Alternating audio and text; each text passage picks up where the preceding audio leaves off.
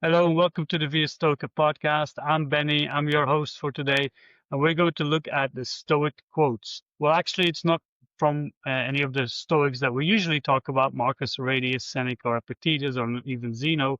We're talking about a 16th century French philosopher. One of my favorites. I really like his writing, his style, his tone, his outlook to life. And we're talking about Michel de Montaigne. This is just a selection of his essays. There's a larger volume that you can get. But he's been said to have invented the essay, but he has a really interesting look at the topics, at all these things, and he uses himself as an example. He says, "I'm not an expert philosopher or an expert in any of these subjects, but I'm the expert of myself," and he uses himself as the main subject to examine all these topics on. But this essay really spoke to me, and just the title alone was something that caught my eye, and it really changed my outlook towards things and also to philosophy and what its goal and purpose is, and how we should use it towards life and making our life better. And just to go into it right away, the title of this essay is "To Philosophize Is to Learn How to Die."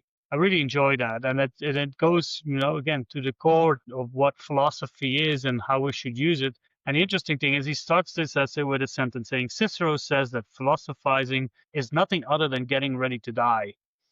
And we can really relate that back to even before Cicero, because we see that Cicero took this from Plato, where in Phaedo he writes, "And the true philosophers, Simmias, are always occupied in the practice of dying. Wherefore also then, least of all men, death is terrible. Terrible." So what we're doing here is with philosophy, we are preparing ourselves to deal with all the aspects of life and how to deal with change, right? If you read Marcus Aurelius in any part of his meditations, one of the biggest topics is death. And he really, you know, aligns that with change, the flux, or all these things, how he uses it, the river analogy that he loves, the water analogies, but it's really about change. And that's something that we deal with at every moment, right? Every part of life has changed. The days are gone, even the seconds, even every action that we take, they will then influence something else, and that also occurs change in our bodies, our minds.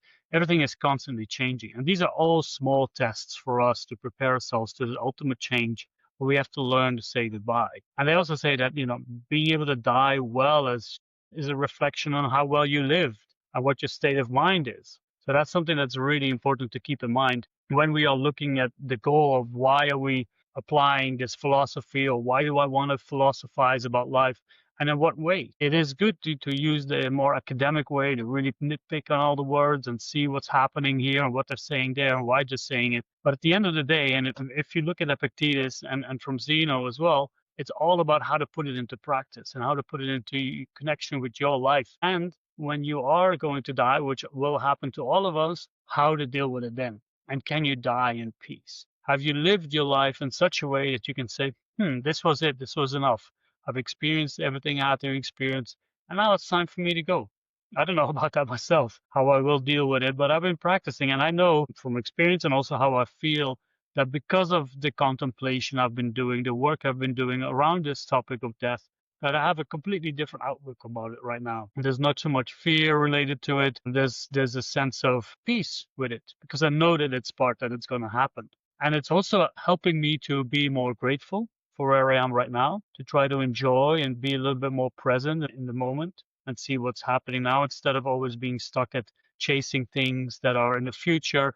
And I'm still working on that a lot. It's still not easy. And I guess that's also human nature because we have these goals and we have these things that we're working towards. But it has become better, and it has helped me to pursue the things that I think are important, to stay true to my values and principles a little bit better than I did before. There's still a lot of work to go there, I'm sure, and for everybody who's listening here as well, but at least for me, that's something that I'm sure. But it's better than a few years before ago, and it's better than than before I started this journey. And that's what it's all about. That's what the Stoics really ask us, to make that progress, to make sure that we keep going, moving forward, and making our lives a little bit better every day, one day at a time. And that's what we're trying to do.